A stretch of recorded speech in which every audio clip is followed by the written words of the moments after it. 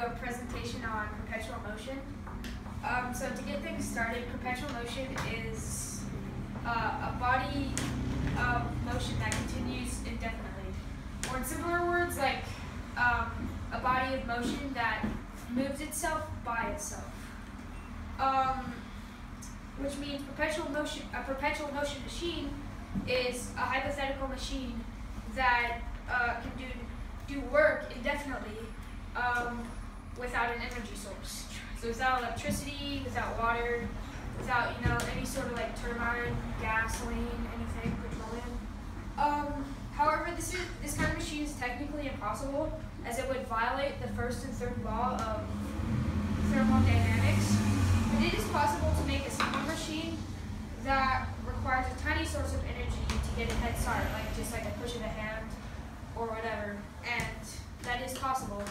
However, that only defeats one law. There is another law that, the law of friction, which states that it can't go on forever because it's going to be stopped due to friction. But that could be defeated once again by putting like the machine in a vacuum chamber with no friction, and that is possible, but that's not really efficient, which like a lot of people are looking for in perpetual motion machines. So perpetual motion machines go back to the Middle Ages, where for like an entire millennia, people thought that perpetual motion was the answer to transportation and the future. However, they eventually, decided that this isn't going to work. We need to try something else, and so they just left that to the side. But later on, like a lot of people found, perpetual motion nodes like from Da Vinci and from this guy named Mascara, and he was actually probably like the leading perpetual motion scientist.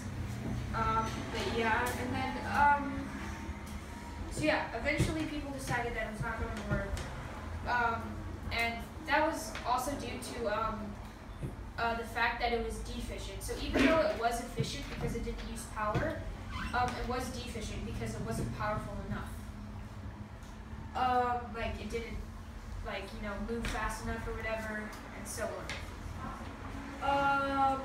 One such machine was the Mascara wheel. Like I said, Mascara, one of the leading perpetual motion scientists, uses objects to weigh down one side of a wheel, and causing it to move perpetually. So the wheel's unbalanced, therefore it'll go to one side, and then after it turns, the objects on the other side are eventually going to move and take gravity to its advantage, and it's going to go around again because that's the side that was on one side is now going to be weighing down the other side. So, yeah, so, let me see where I am. Perpetual motion is a very interesting topic and highly enjoyable. Like, there's like YouTube videos and about like perpetual motion machines that are really cool, and there's also like like there's websites that have forums that talk about perpetual motion and different perpetual motion ideas.